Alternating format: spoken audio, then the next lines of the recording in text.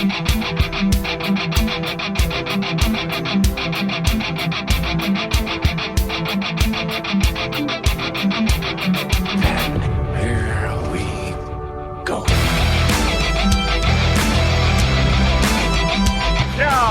bring on the Mountaineers.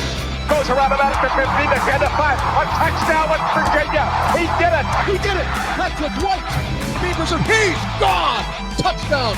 Tavon Austin. As the hills of West Virginia resound with the sounds of Golden Blue football. They want to have a 7-on-7 drill. We want to make it a fist fight. Nothing cheap, nothing dirty, but West Virginia football. From the heart. Streaming. It's Mountaineer pride. Once a Mountaineer, always a Mountaineer. Leave no doubt tonight. No doubt. They shouldn't have played the old Golden Blue. West Virginia is a special place. People of the state that have great pride in this WV logo. Ain't no stopping the Golden Blue. It is a great night to be a Mountaineer wherever you may be. And now it's the show brought to you by Mountaineer fans for Mountaineer fans, the Country Roads webcast. What's going on, Mountaineer Nation? Welcome into the CRW podcast here for Season 6, Episode 166, and we're here to talk about a Backyard Brawl victory. In our Backyard Brawl review and reaction episode here, West Virginia comes out on top in the 106th Backyard Brawl. We talked a lot about the magnitude of this game and what it meant for West Virginia football, for Neil Brown, for this fan base, and West Virginia gets their first win over Pittsburgh since November 25th, 2011, and how sweet it was in an amazing atmosphere.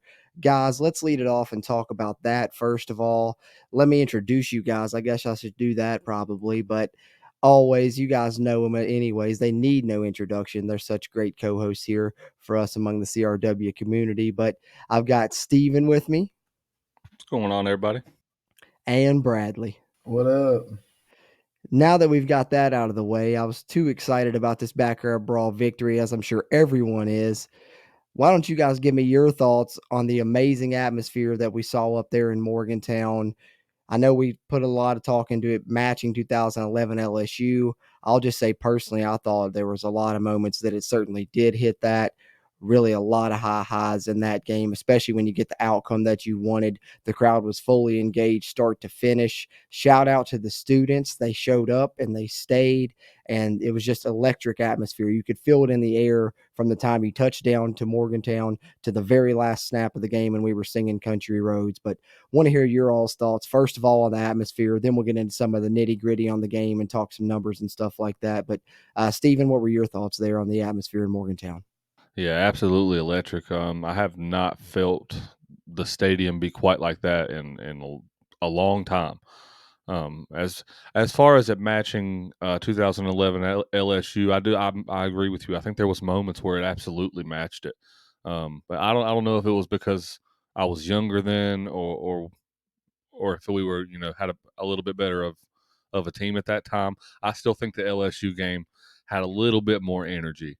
But with that being said, I think that that atmosphere, if it doesn't prove anything else, I think that it proves why rivalry games are still important in college football, because you have two teams that otherwise, I mean, with all due respect, wouldn't be relevant right now, in the world of college football playing. And it was one of the primetime matchups in all of college football Saturday night. And I would be willing to bet that it was one of the best atmospheres in all of college football Saturday night, too. I'd agree with you 100%. This rivalry needs to continue to be played. I think these two competitive football games have shown that. Had a good atmosphere in Pittsburgh, had one that even topped it in Morgantown, certainly in my opinion. Thought that it was electric. But, Brad, what did you think about the atmosphere there in Morgantown? Dude, I'm not gonna lie. I thought it was a bit funky. To me, I think the atmosphere was electric, but that was not the funnest game to watch. Really high highs, but right, man, oof, you know what I mean? And if anything, I sat back and I had this feeling of the fan base was just hungry. They're just so hungry, and I was just waiting for that moment where we would just have this massive play and just really flip the switch, you know what I mean, and just start dominating, you know what I mean? And we were just wanting that so bad. And it didn't really happen. Like, we pulled away. We were a better team. And the fan base still just like stayed there and was like, yes, this is what we want to see. Like, whether we've said it for the past 2 years that we didn't trust it anymore or not, we want to trust it. We want to believe. And it's like we stayed there to see it through. And it's like, looking forward to next week. Let's take that next step. Let's flip that switch. Yeah. Yeah, absolutely. That's when it really begins. Conference play begins, and we'll see what happens there. But I agree with you. I even mentioned that in the car ride home when we were talking about the atmosphere a little bit. And, like I said, it was 100% electric. It was everything I wanted it to be and then some. But as far as, like I said, it matched, that LSU game in moments. But I think overall, that's where it was lacking a little bit, was just because of the game itself, just the style of game that was being played. It wasn't, a high scoring shootout, like last year's game kind of had shades of that. This year was certainly just a defensive slugfest, really ugly game. That's one thing they talked about, was us showing that we could win ugly in this game. And so that didn't lead to as much excitement overall, but I thought, crowd engagement was awesome throughout though. Yeah, which I was going to say, who would have ever guessed that it would have been a defensive battle? Going into this game, would you have ever imagined? I thought it would be low scoring, but I thought it would be like a race to 20 points maybe, but no one even got there. Yeah, I mean, absolutely. I don't know. If you would have told me that we would have held them without a touchdown, I If would I have looked believed at you. you and I said we only had, what was it, 221 yards of 200, offense? I think 211, I believe. And 211. If I looked at you and I 60 or said, 80 passing yards. hey, if I was like, listen, guys, Garrett Green's going to go out 5 plays in. We're only going to get 211 11 yards and only score 17 points. You would not think we won that game. No, absolutely not. Absolutely not. Yeah, it was certainly a weird game, and I like the way you put it, Brad. It was funky in a lot of ways, but there's some things you can look at it on one side and you could say, I don't know if our offense has the horses to compete with, in a shootout, which, as Brad said, we're going to find that out here shortly, probably in short order. So you can look at it that way. But, I think a lot of people, myself included, are really just coming away impressed by the defense completely, turning it around and quieting the naysayers for at least a week. So, I mean, I think we got to start there, guys. What were your thoughts on this West Virginia defensive performance? Just because for me, I think we've talked a lot about the offensive line, and rightfully so, how good they're going to be, and they've shown that this season. But the defensive line is the unheralded story of the season so far. They're absolutely outstanding, and West Virginia being good in the trenches is a good sign, because if you're good in the trenches, you've got a chance to be a good football team, and I feel West Virginia does have that chance. So I definitely love the defensive line play. The linebackers we've talked about, Koba and Lathan, continue to be outstanding. But the story in this game is obviously the secondary. They talked about making some changes in coverage. I think those showed up. You saw guys pressing up when it was, 3rd and 5 versus being far off the receivers. Malachi Ruffin and Beanie Bishop played all of the snaps at cornerback. No one else came in there. It was just those two going the whole distance. Liked what I saw from both those guys. Both those guys got an interception. Then, of course, Aubrey Burks getting into the mix. West Virginia with 3 interceptions in this game. They had 4 all of last season. They've already surpassed that. 5 interceptions total this season. They're top 10 in the country right now in turnovers forced.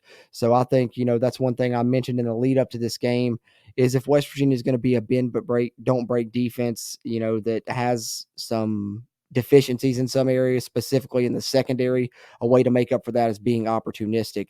And West Virginia has showed in this game that they can be, and that was against Power 5 competition. So that's what I came away with, probably impressed most by in this game, in addition to some other things. But what were your all's thoughts on the defensive play in this game?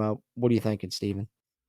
Overall impressed. I think there'd be, there's a lot of people that are attributing, how good of our performance was to how bad their quarterback was, Djokovic, which, a lot of it can be attributed to how bad he is, because he's a joke son of a bitch. he's trash. Yeah, he's he's not very good.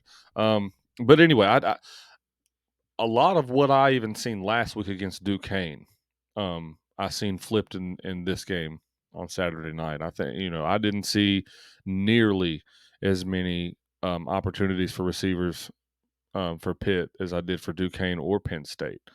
I like that Aubrey Burks kind of had what I call a bounce back game after giving up that big play at Penn State up there, and had him a nice little interception, and almost had him a pick six.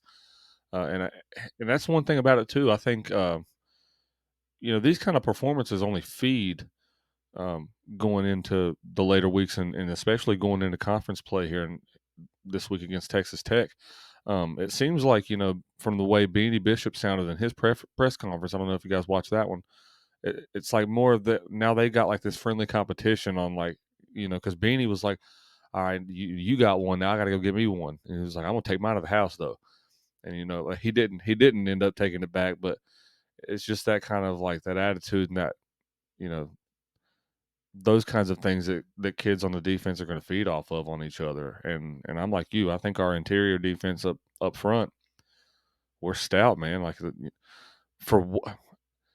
I think either Frank Cignetti Jr. is the dumbest play caller I've ever seen in my life, accumulated with the worst quarterback I've ever seen in my life. Because if I'm a play caller going against West Virginia, after what I've seen in the first 2 weeks, I'm going to throw it all night.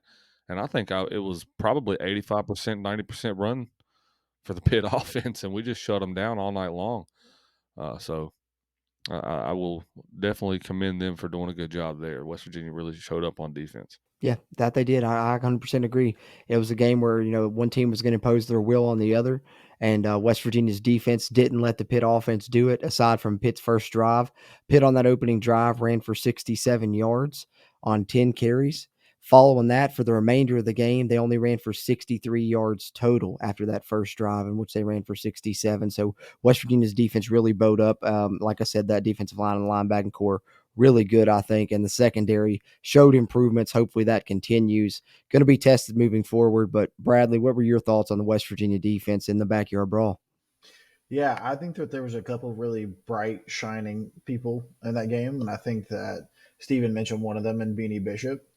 And I would say that arguably, to me, the most impressive person on our defense so far, maybe not the most impressive, but the one that's caught my eye the most has been Trey Lathan. The guy has been playing absolute dynamite at linebacker right now. I remember I went into this game and I was like, I just want to watch, when I rewatched the game, I was like, I just want to watch Trey Lathan because I feel like he did a great job. You know what I mean? And the PFF grades hadn't come out yet. And I was like, I want to watch Trey Lathan because, like, I'm hearing great things. Like, I felt like he was all over the place. I just want to watch him. And the way he plays is electric. Like, that man is on top of it. And he's so young still. And you can tell he's growing every single day. And, I think he's definitely on pace. I'm gonna call it now. He's gonna be a freshman All-American guaranteed. Like, you can already tell that he knows what he's doing. And I think just like the more he learns, the more impressive he's going to be. And I think that he's really going to put his stamp on this season as a freshman. Yeah, he's well on his way. Another player that I wanted to mention on our defense that's really been catching my eye this year is Torma Moba. Yes. I think that kid has been him doing and a Tony very good job. both those two big transfers have made an impact. You want to talk about transfers?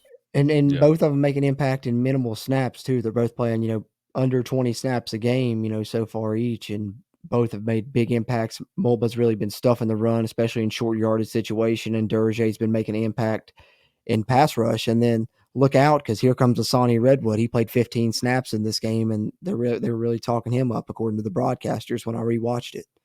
Mm-hmm. Yeah. Like, he's going to get there one day. He's just for, if people don't remember, that guy had 20 sacks in his senior year of high school, or maybe I think he had 17 his senior year, 5 his junior year. Either way, it was a ridiculous amount in Georgia, playing in Georgia. The guy's for real. He is. So look out for him. Low-level high school football, by the way. Yeah, which he's gone through an injury. He's changing a lot. Been through a lot, but I'm sure he's ready to get out there and prove himself. Yeah, and I think West Virginia's shown they have a deep defensive line. They may have lost some high-level players, but they have a lot of really good players on this defensive line. I think you're talking 3 deep at each position: defensive end, defensive tackle, and nose tackle at least. And you can probably throw a couple other in there to where West Virginia may legit have 10 to 12 guys they can rotate in on that defensive line.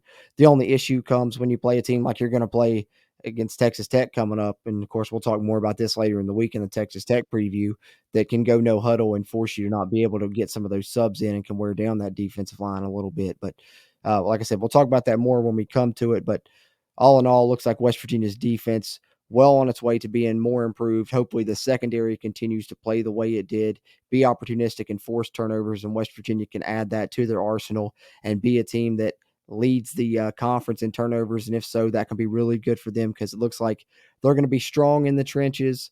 Talked a little bit about that defensive line. Let's flip it over. Let's talk about the West Virginia offense. And for me, you got to start there with the offensive line. We talked a lot about through the offseason about how good this West Virginia offensive line can be. I said I thought it could be the best since 2016.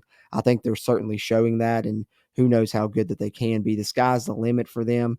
Our 5 starters go the whole distance in this game. Nick Malone is the only other offensive lineman that gets snaps, but when he was in there, it was in addition to those linemen, just kind of lining up almost like a tight end in his 10 snaps. And our offensive line, I was just really impressed because it was one of those games where you're running the football when they know you're going to run it, and we were still able to get some movement and still able to make some plays. And it's just going to be our kind of style. I know some people think it's boring to watch or whatever, but as long as we end up with, check marks in the win column, I'm fine with it. I'm fine with playing, old school ground and pound football, play good defense, control the clock, and do this thing if that's what we're going to do. Obviously, I'm hoping down the line we'll throw in some more play action, some more stuff for Nico if Nico's going to be the guy. And we're going to have to pass the ball a little bit more probably than what we did in this game. But just for this style of game, this slobber knocker backyard brawl, I loved what I saw from the West Virginia offense, specifically the offensive line and the tight ends blocking up front in this physical battle. But what did you think, Brad, about this West Virginia offense? Yeah, I mean, I thought we did what we needed to do.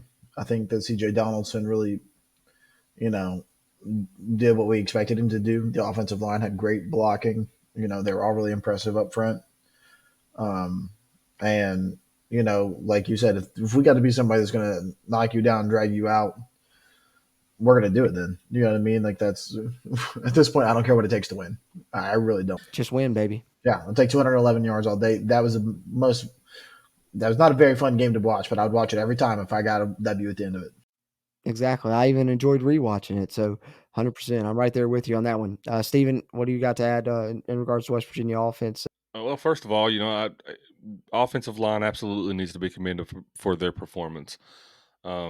And I do think that we're going to be able to run the ball well going forward. But, I mean, how about Nico, man? How about Nico coming into still we got to talk about it.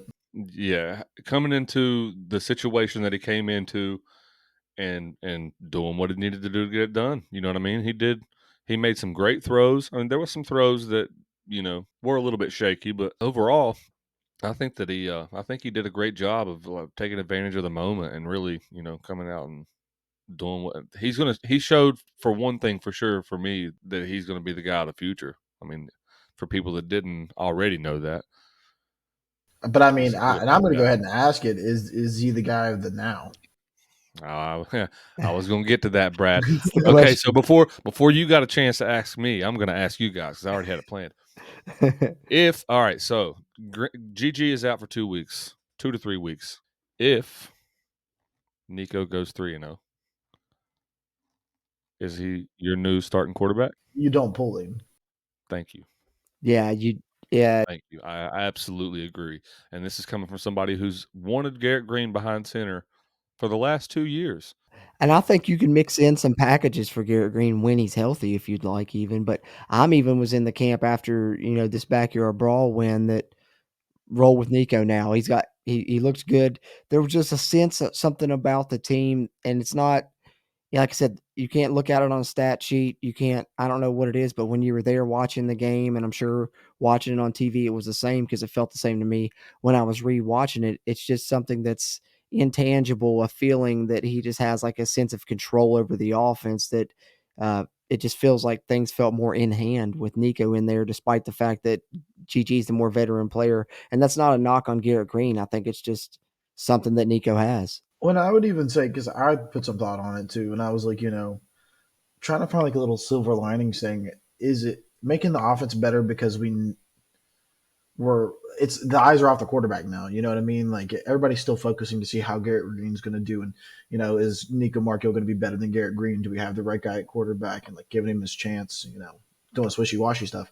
That's out the window now.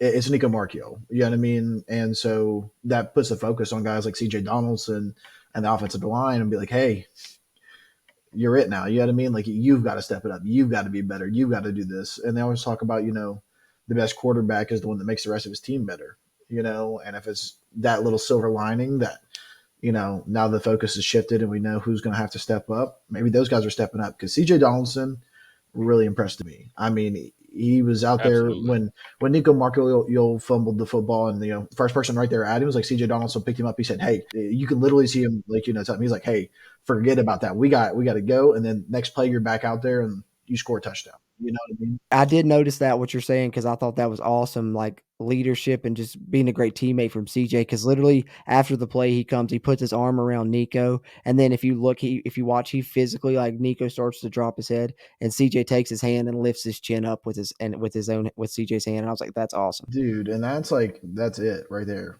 I Yeah. got me emotional just thinking about it. Yep. Yep. Hey, you want to know what I want to see, guys? So first of all, I want to say, if they do name Nico the starter, even beyond, when Garrett can come back, I think there will be nobody happier for Nico than Garrett Green. Oh yeah. Did you see that embrace after the game? Yeah, I did. I think that them two have a really close relationship, and that's why I think that Nico is going to be the great player that he's going to be for West Virginia. But what I would love to see is, if that happens, I think Garrett Green would be a great slot receiver with the speed. He's probably got good hands, because most of the time quarterbacks switching to that position have great hands. David Seals, Charles Hales. I can name you a lot of them. I think he wants to be a quarterback. I think so too, but I think that, like, he just doesn't. I'm not hating on the kid at all, but I just don't think he has the size. He's gotten hurt 3 in 3 straight games. Yeah, and the thing is also, his great deep ball, we talked about that, it's awesome. I still want to continue to say that, but short to intermediate, I think he struggles, because you look at the height of our offensive line, 6'7" on the tackles, 6'6" on the guards, and then Frazier 6'4", 6'5", and GG's back there 5'10". I think he struggles to see on some of those intermediate routes, and also maybe why he missed some of those throws up over the middle that he didn't see there. So I think Nico gives you a little bit better advantage point there as well, with his, more prototypical height for a quarterback. And like I said, not to knock on Garrett, but also we haven't seen Nico yet with the full chance to prepare. I mean, just thinking about Nico, he's been able to win against Oklahoma State, a team that West Virginia, had struggled to beat. He played the majority of that game last season, late last year as a true freshman, and then here this year as a redshirt freshman, thrust into action in the most important game of Neil Brown's coaching career, one of the most important West Virginia football games in a while, one of the best and wildest atmospheres in a long time, thrust into action there with next to no practice reps, and finds a way to get a win there. So that's impressive what he's done thus far, and now he's getting a chance to prepare like he's the starter. So I think we've seen good things from Nico, and like I said, we've seen that intangible just thing of him leading the offense and being able to find a way to win. And I think that's one thing you can say about Nico so far in college, and of course throughout his amazing high school career, was that he's a winner. And I think hopefully he's going to continue to find ways for West Virginia to win. But I'm excited to see what he looks like with a full time to actually prepare as a starter for a week, this week potentially. Yeah, at one point in time, I definitely said, "Hey, throw up on it if you need to." Hey, he's done it before, right? Yeah, he only threw the ball 9 times on Saturday night, so we really haven't gotten a full sample size of Did what I he can hear do from this somewhere year. though that he went for 6 on the back end? I think he started 0 for 2 or 0 for 3, so he had a really good completion percentage to end the game. Yeah. Nice. But the one thing, of course, with the offense, ton of positives to take away from this game, especially run game wise and things like that I think we've talked about. The passing game, like you guys are talking about, I don't know if it's necessarily a concern. I think you have pieces there, and we'll continue to see that side develop. I think the concern is lack of explosiveness. You still need to have to get some explosive plays in there. Like I said, with this game being a slobber knocker didn't end up mattering, in the end, but you didn't have any 20-yard plays in this game. I think your longest run was like 15 yards and your longest pass was 17 yards. So I think moving forward, if West Virginia can, be consistent like they were in the short yardage when they need to be, run when the defense knows it's coming, and still get there like they did in this game and be physical like they were. But you need to mix that in with a few explosive plays here and there, a handful of explosive plays, and then you really be talking with this West Virginia offense, I think. Yeah, that's my biggest gripe with it, is we lack the the ability of getting an explosive play every now and then. But having said that, there has been some, different play designs and things that I have liked this season. And personally, I'm crediting some of that to Chad Scott and his involvement. I did want to mention some of those. I had, jotted down a couple of notes earlier. But the one play design I wanted to mention was on a 3rd and 6 when Nico's in the game. I got it down here. Yeah, it was split back set. Jalen Anderson and Jaheim White were the two backs. Jalen Anderson was offset to Nico's right. Jaheim White offset to the left. So you got 20 personnel in there, and they sent Jaheim White out behind Nico out, kind of in like orbit motion. And it's almost a triple or an RPO / triple option look, I guess you could call it, because it's a read option then with Jalen Anderson. He's reading the defensive end, but then he's also got Jaheim White on that orbit motion. He could have, potentially thrown a little swing pass to there. So I really like the design of that play. And on 3rd and 6, it worked great because the defense read Jaheim White, someone went with him, and then they crashed hard on the Jalen Anderson fake, and Nico was able to scramble for 10 to 12 yards there and pick up the first down on 3rd and 6. So that was a set that I really liked with the two backs and a play design that I really liked in this game that I wanted to mention. And I think, moving forward, you could see more of that with Nico. Like I said, with a whole week to game plan, you could see some different things. And that's something I wanted to mention was that, because I want to talk some positives about the offense, but that really brings to mind something else I wanted to bring up, and that's giving kudos to this coaching staff and Neil Brown, because one thing that we talked about that we hadn't seen from him is something that we had hoped to see when he was hired, and that was, being like I kind of compared it to the Bill Snyder type Kansas State teams that don't beat themselves. You don't get a lot of penalties. You win the turnover battle. You're really disciplined. Yes, exactly. I thought that that's what we'd always see from a Neil Brown team. And, knock on wood, but right here this year, I think we're starting to see it. Yeah, so far through these first 3 games, small sample size, like I said, knock on wood, but we haven't been very penalized. We've been doing a great job in that, way better than years before, been doing better in the turnover battle. And then I think in this game, in this backyard brawl win, you saw them do something else that we have complained about, being an issue in the past, and that's in-game adjustments. I think he did a great job, especially once Garrett went down, and he talked about it after the game. His playbook went from a notebook down to half a sheet of paper, but he found out things that would both work and that Nico liked. So I wanted to definitely give flowers and shout out to this coaching staff. They've been receiving a lot of negative criticism past year and a half or so. So in this game, when they get a very important win and they really did some things that impressed me, I wanted to shout out Neil Brown and his staff for in-game adjustments, their preparation, just everything in this game. I thought it was well coached all around. So I wanted to shout that out as well. Yeah, absolutely. Definitely. It was kind of a microcosm of things that Neil Brown has talked about, and we actually got to see them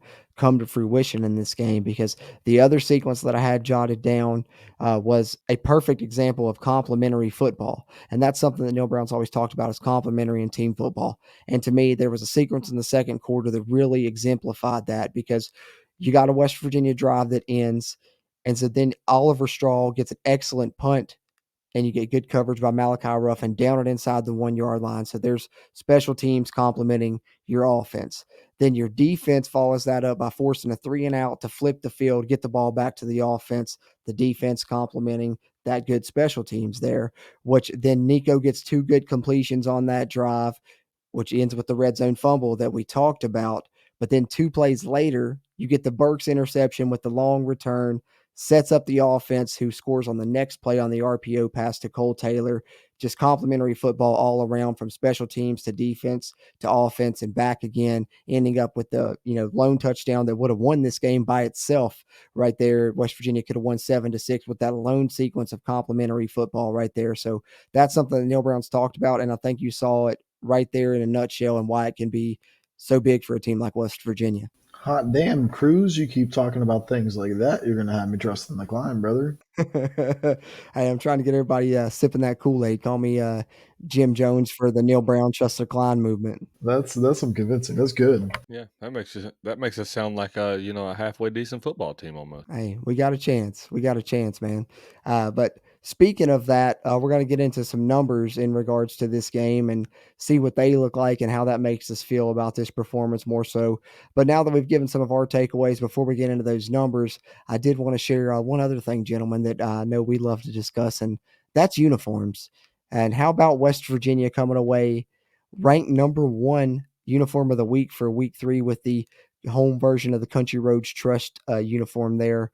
Number 1 from Uniform Authority. So that leads me to ask you guys your thoughts on the home version of the Country Roads Trust uniforms now that you got to see them live and in person. What'd you think, Stephen? Hey, man, one of my all-time favorites. I absolutely love these. I think I told you earlier. I don't know if I choose them as our primaries because I think that they make a really good alternate jersey. I love them too. I love the stripes on the helmet. I don't know if I'd want the stripes all the time, but I would love having it as an option, for an alternate, like you said. However, I would love having stripes on the pants all the time, even if it's not that double stripe and just a single stripe. I'm a big fan of that, proponent of that. But all in all, I loved them. They looked great. I love that West Virginia state silhouette with the WV inside. I think we should utilize that logo more and across more uniforms personally. But Brad, what'd you think? Yeah, no, I'm in love with them. I love the double stripe. I'm a huge fan of the double stripe. Like the actual road look, I think that it's just, I don't know. I think it's identity building. I think it's, I don't know. It just catches my eye, and I'm a big fan of it. So yeah, I thought these were spicy. Agreed, as did a lot of social media platforms. West Virginia was ranked 1 or 2 across most of them. You see their Uniform Authority ranking them 1, and then Uniswag ranking the Mountaineers number 2. There you see another picture of the jerseys there. That one coming on Aubrey Burke's return, but wanted to cover those a little bit as West Virginia got a chance to debut the home version of the Country Roads uniforms. But be sure to let us know your all's thoughts down in the comments if you're watching on YouTube, whether you're tuned in on the Country Roads webcast YouTube or the WV Sports channel, as you can find us on the web at wvsportsnow.com, where you'll find all kinds of great Mountaineer content. And either one of those video versions you're tuned into, we'll ask that you please hit the like button, give us a thumbs up on this video. Really helps its performance and future videos performances. And if you're a West Virginia fan, be sure to hit the subscribe button. Helps us, helps you, helps get more of this Mountaineer sports content out to Mountaineer Nation. But we appreciate you if you're listening to the episode on the audio side as well, which you can find on any podcast platform you like: Apple Podcasts, Google Podcasts, Spotify, Amazon Music, iHeartRadio, you name it. Just search for Country Roads Webcast. Share us around with other Mountaineer fans you may know, and leave us a rating and review. That helps us out as well. Having said that, and having discussed some jerseys and given our thoughts on the game, let's take a look at the numbers and provide some thoughts on the stats from this game as well, gentlemen.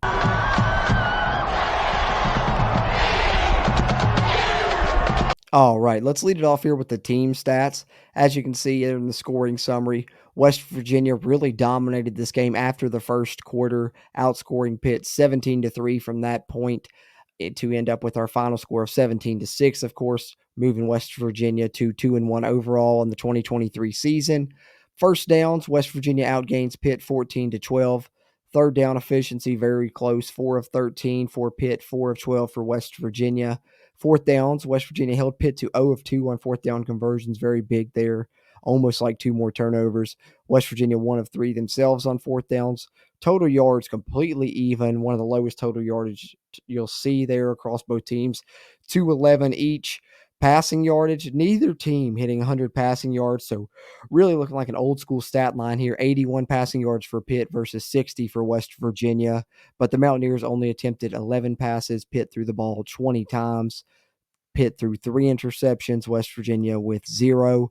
Rushing the football, West Virginia managed to run for over 150 yards on the Panthers, totaling 151 on the night versus 130 for Pitt. But like I said, 67 of those coming on their first drive. So West Virginia doing a great job following that.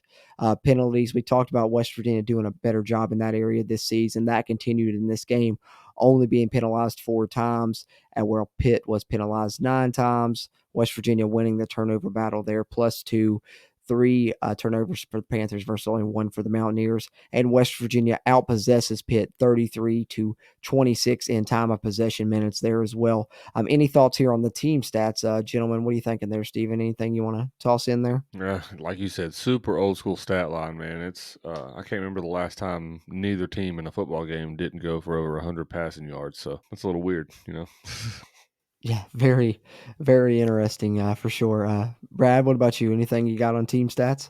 Yeah, I got 2 little fun ones. The first one is going to be time of possession. I remember at the halftime, we were actually down in time of possession. And going back to what you were saying about coaches making changes and like doing things that have not really been their forte, I think that's one of those things, like those halftime changes to be like, hey, we need to possess the ball more. Like we got to shore things up. I think that's also another metric where you can sit there and point to it a little bit. And then I saw one the other day, or one that I wanted to bring up was that Pitt's punter averaged. Do you guys, any one of you know what he averaged per punt over his 4 punts? No, I didn't see this. 51 yards. Wow. Dude was absolutely stroking them balls. Definitely. That's impressive. Very impressive. Yeah, not that that really brings anything to this context, but just that's a crazy statistic that I had to bring up. No, and I like your point there on the time of possession as well. I think it goes right hand in hand there with the coaches making adjustments. But, then to go back to what Steven said, the standout to me looking at this is, I don't know, I wanted to research it and go back and see if I could find it, but just didn't have the time or, wanted to put forth the effort, I guess you could say. But 51 rush attempts versus 11 passes for West Virginia. Got to go way, way back since the last time they ran it 40 more times than they passed it. Mm-hmm. But let's take a look at the individual stats for the Mountaineers in this one now as well. See how they came up with some of those team numbers. Passing wise, we know Nico was the guy following Garrett Green's early exit after that first drive for the Mountaineers. Talked about him really improving his completion percentage later in the game, started 0 of 2 or 0 of 3, and was really hot from then on. And when he did get a chance to throw the ball, which a couple of times he really threw some darts on RPO passes over the middle, which he pulled out of the mesh read and hit some in-cut routes, one to Hudson Clement and one to Devin Carter that really stuck out to me. Finished 6 of 9 for 60 yards and a touchdown. Rushing statistics, of course, this is where the Mountaineers really leaned on the offensive line, leaned on their run game and their workhorse, C.J. Donaldson, 18 carries, 102 yards and a touchdown. 2 backyard brawl appearances for C.J. Donaldson, 2 100-yard-plus rushing games. Jalen Anderson, 19 carries, 62 yards. Thought he played really well in this game also. Garrett Green, 1 carry, 1 yard. Unfortunately, I believe that was where the injury occurred for Garrett. Then you get Rodney Gallagher, also 1 carry, 1 yard. Nico's had a couple rushing attempts that did net positive yardage, but with the sacks, 9 carries, -5, unfortunately, is the ultimate outcome. Receiving wise, Cole Taylor led the Mountaineers in receptions and in yards and was the only touchdown scorer for the Mountaineers as a receiver there. I thought he really was impressive in some of the things he did in the way West Virginia used him. I think his role is going to continue to grow. 3 catches, 21 yards, and a touchdown. A catch apiece for Devin Carter and Preston Fox. And then Hudson Clement added another one for 10 yards there. So what are your all's thoughts on the West Virginia individual stats? Brad, anything stand out there to you? No, I would say if anything, that what's coming to me is just thinking about, our wide receivers and their catching stats and just thinking about how important every single one of those catches was because there's just a few of them. That's true. Great point. I mean, yeah, look at it. It's 1 for 10, 1 for 14, 1 for 15, and 3 for 21. And then you add the touchdown to that. And I thought Cole Taylor was the most impressive one we've seen all night. I love the utilization of the tight end. Well, and it's the guys that you were counting on because it's your 3 starting receivers and your starting tight end, your only pass catchers on the night. So at least it's the guys that you thought you could count on. You were able to when you needed to. True that. Anybody got anything else here offensive statistics wise individually? I will admit that Jalen Anderson is looking really good. Yes, he is. Yes, he is. I think both. Everybody talks about CJ, but I think you're right about that. I think Jalen does a great job of filling. I don't want to even call it a backup role, but filling that co-star role. Yeah, he does have a good ability, and I almost would call them co-starters. And he had one in this game where he read it right, he hit the hole right, but the wide receiver, if he'd held his block just half a second longer, probably would have been a long touchdown run. We've seen him break those late last season. I think he's going to do it again here, hopefully sooner rather than later for Jalen. But definitely like what I see from him. Jordan's trying to make Jalen Anderson co-starting happen now. I'm slightly sliding him up the depth chart now and saying it listed him as a co-starter, but he was in. I mean, on the if I'm not mistaken, the very first play of scrimmage for West Virginia, CJ was in the backfield, but Jalen was split out in the slot and came in motion, took a jet sweep handoff with Garrett Green under center. So technically, they were co-starters for this game. So I can push that officially now. But that's what we got, offensive individual stats. Let's flip it over to the other side. Look at the defensive numbers for West Virginia. We talked about the standout front seven, how great they've been this year, the improvement from the secondary in this game. Let's see how the numbers reflect that. Trey Lathan, 8 total tackles and half of a tackle for a loss. Anthony Wilson, 7 total tackles from his safety position. Beanie Bishop, 7 tackles. And of course, the interception. Lee Koba continues to be a standout for the Mountaineers, 7 tackles for him. So between your two linebackers, Lee Koba and Trey Lathan, 15 tackles there. That's awesome. Jared Bartlett, I thought, played really well at the bandit position, 5 tackles for him. We talked about Fatorma Mulba, 1 tackle for a loss and 5 tackles.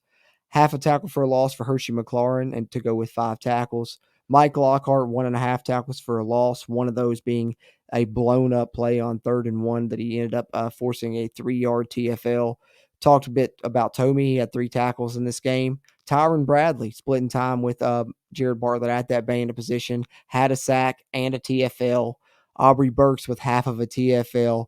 And then, of course, we mentioned the interception from Beanie Bishop and Aubrey Burks, both with great returns. And then Malachi Ruffin with probably the most athletic play of the night, arguably, with the interception that he made off the tipped ball from Marcus Floyd, going around the defender, batting it to himself, and impressively coming down with it before he hit the ground and the ball hit the ground. So West Virginia's 2 starting corners and they're starting free safety coming up with picks in this game. But what are y'all's thoughts on the individual stats? Anything stand out to you on that side, Stephen? Beanie continues to do work. Lee Koba continues to do work. I think it jumps out to me that most of the ones in our top half on the tackle sheet, at least, is secondary players. And I think that's to be commended, especially with considering how much Pitt ran the ball. Especially also, when you take into account how much we struggled with tackling last season, seems like it's been corrected. It seems like a lot of things that we struggled with are areas that they emphasized on and have improved on to this point, I think. So I certainly agree there. Good tackling coming from the back half of that defense for West Virginia.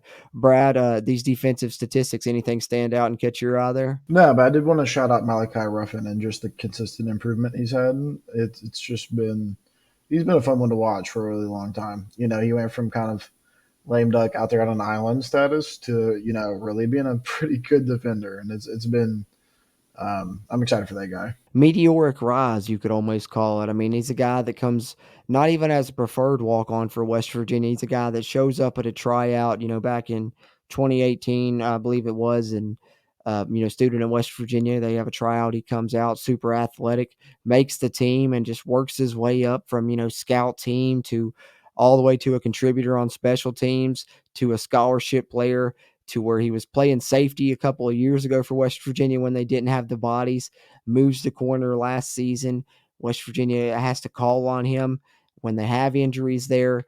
He gets picked on initially, then starts to really become a player. In that Oklahoma State win, he made big plays at the end of that game. And then this season, you're wondering how much he's going to contribute. He gets beat out in camp by Andrew Wilson-Lamp. Doesn't bat an eye when he's called upon after Wilson-Lamp struggles, comes out as a starter in this backyard brawl, performs great, one of the top 5 highest grades on defense according to PFF for the Mountaineers, and that impressive interception. So you love to see it, and just a heck of a story right there for Malachi Ruffin. So, yeah, great to point that out as well, Brad. But that's what we've got as far as our takeaways and a little bit of discussion of the numbers from this game. But we'd love to hear your all's thoughts in regards to this game. Drop your comments in regards to the backyard brawl down below, or leave them in the rate review section if you are on the audio side there. But to wrap things up here on season 6, episode 166, guys, let's take a look at the scores from the rest of the Big 12 here.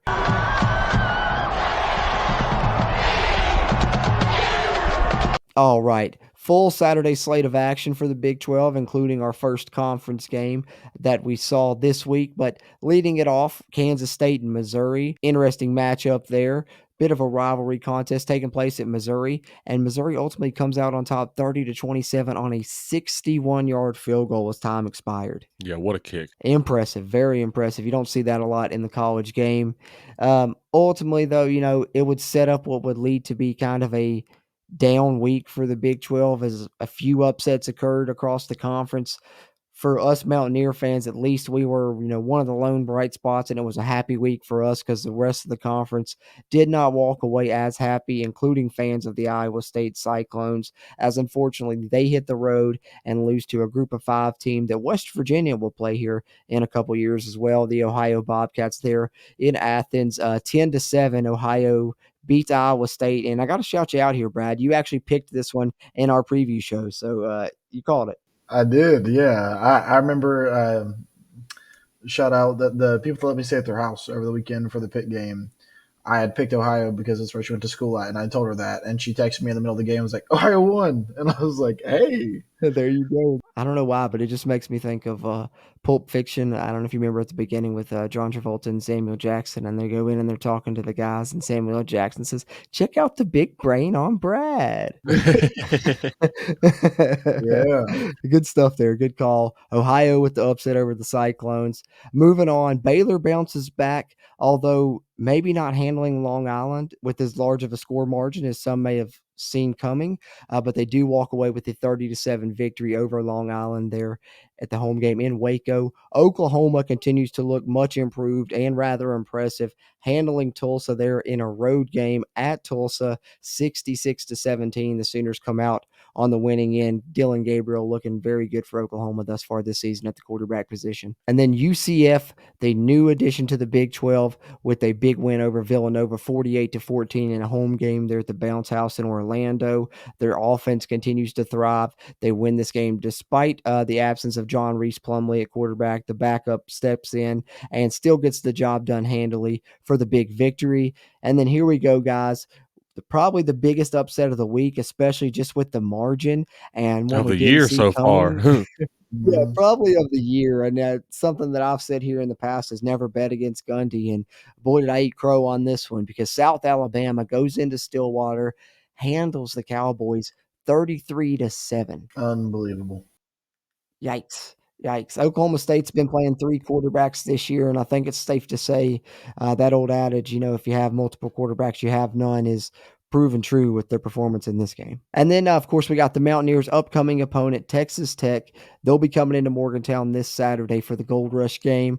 But this past week, they were back at home in Lubbock, taking on their FCS opponent, Tarleton State, and they handled them 41-3. Then you get another upset, and this time it's one of the Big 12 newcomers getting upset at home, and they were coming off a high beating Pittsburgh, the team that we just beat, and people were talking about how strong their defense looked. But then their defense turns around this week, gives up 31 points to Miami of Ohio, and loses in overtime at home 31-24. Cincinnati upset by Miami of Ohio there. Next up, we're continuing the theme of Big 12 newcomers, I guess, as BYU was up heading to Arkansville to take on an SEC opponent. I was expecting Arkansas to win this game, especially at home, but BYU continues to look pretty good this season, and they come out with a win. They've won some defensive games earlier in the season. This time, they showed they can win a game scored in the 30s as they defeat Arkansas 38-31 there in Fayetteville. Good job, BYU. Quarterback still sucks. Slavis is trash. And then Texas, coming off the big win against Alabama, comes back home. We're worried about a bit of a hangover, but they end up, not having that hangover happen. 3-score win over Wyoming, 31-10 for Texas as they continue to roll here in the 2023 season. And then Kansas, tough matchup with Nevada proved there for them to head out to the West Coast. They faced some challenges there, but ultimately they were able to score the game-winning touchdown late in that game, break the 24-all tie as they win 31-24 over Nevada. And then our game of the week this week was the first Big 12 conference matchup of the season. So that's why we had it as the game of the week. And it was close for about, 2.5 quarters into the third quarter there. But then TCU ultimately flexed their offensive muscles, showed Houston that their defense will continue to struggle, it looks like, this season as they enter the Big 12. And the Houston offense, surprisingly, struggled as well, was not able to keep up with the pace of TCU, losing at home 36-13 as TCU takes down the Fighting Dana Holgersons in what was our Week 3 game of the week here on the CRW around the Big 12 segment. Yeah, so I did a little looky-do at Dana Holgerson's post-game Uh-oh. after that loss to TCU. And tell me if this just sounds a little familiar. Dana Holgerson was talking about his defense, and because and everybody, he said this, and I quote, and everybody's asking me, why don't we have depth back there? And the truth of it is, we just don't. Wow. That's what Dana Holgerson said. And whose fault is that, Dana? Why don't you have depth back there, Dana? Is there some fundamental we don't. thing? Is there some fundamental thing that you just suck at doing? Listen, I know it's far down the line, and I'm getting ahead of myself because who knows what could happen when that game comes around and by then, and this may come back to bite me in the ass.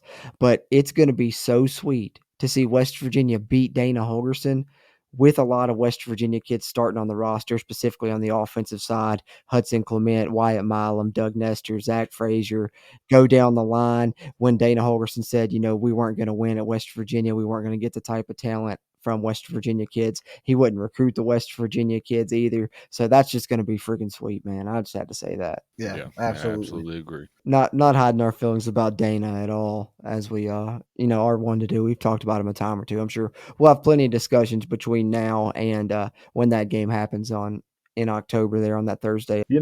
Hopefully we get to beat Dana Holgerson, right? Got to.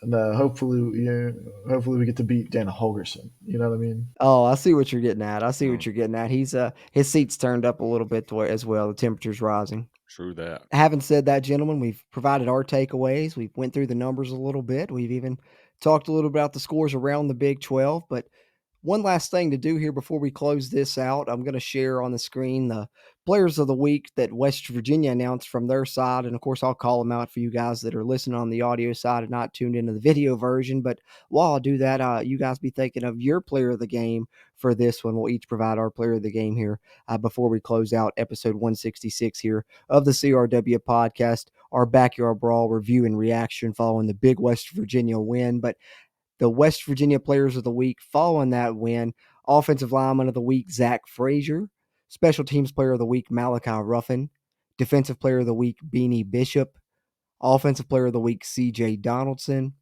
The Juice Squad Award goes to Nick Gray. Blue Collar Award goes to Doug Nestor on the offensive side. Blue Collar Award on the defensive side goes to Fatorma Mulba. Scout Team Offensive Player of the Week, Charlie Katarinchik. Scout Team Defensive Player of the Week, Corey McIntyre. And Scout Team Special Teams Player of the Week, Colin McBee. So having said that, gentlemen, those are the players of the week from the university side.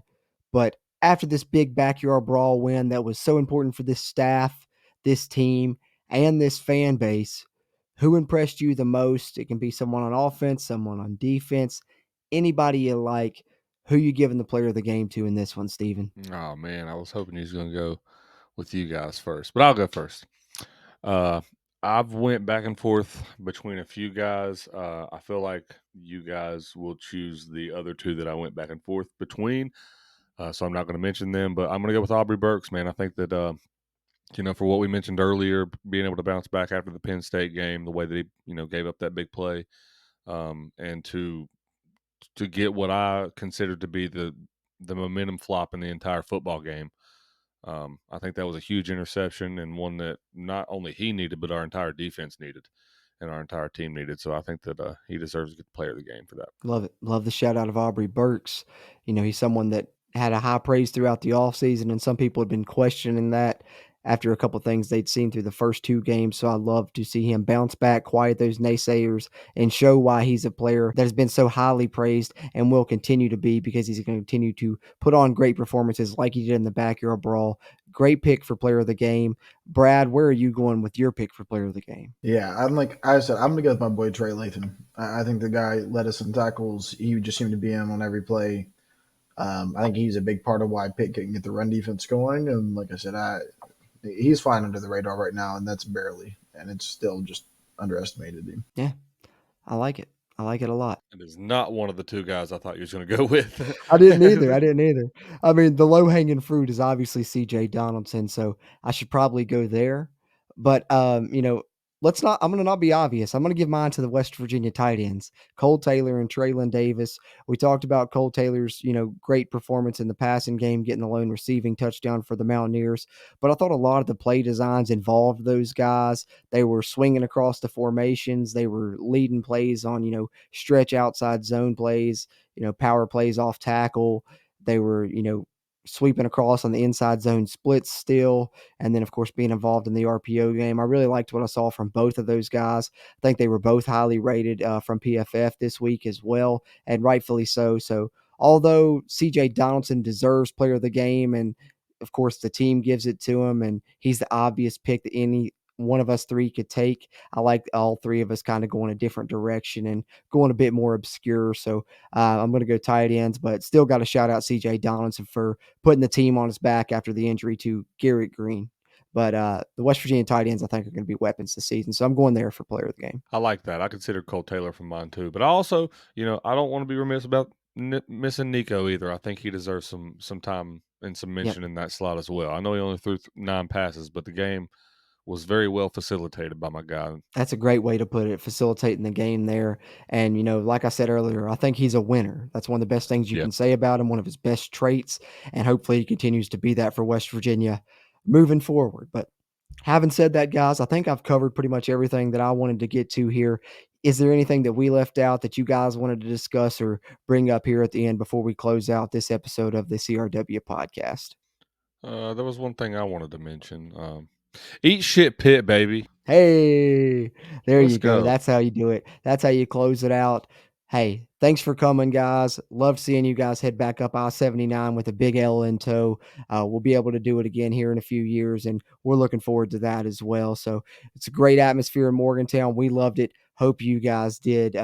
West Virginia, 2-1 in 2023. Now conference play begins, and we're going to get into the nitty-gritty and hopefully continue to see more West Virginia football success. But we're looking forward to talking about the start of conference play and this upcoming Texas Tech game. So be on the lookout for our Texas Tech preview and predictions podcast releasing later this week. And of course, tune into the YouTube channel as well, where we'll have the Q&A stream where you guys can drop your predictions for the game as well following the release of our podcast episode. So that's just a preview of what's coming from us later this week, and there will be plenty of Mountaineer sports content coming from the CRW as the season progresses. Great win in the backyard brawl. We're super excited about it. Know you guys are as well. Hopefully it's just the start of something awesome, and West Virginia is able to carry this momentum forward into a very successful 2023 season. Either way, we'll be here to talk about it with you all along the way as it progresses. For my co-hosts Steven and Bradley, as always, I'm Jordan Cruz, and until next time, let's go Mountaineers. If you really want to know, then come on, let's go. Take a stroll down those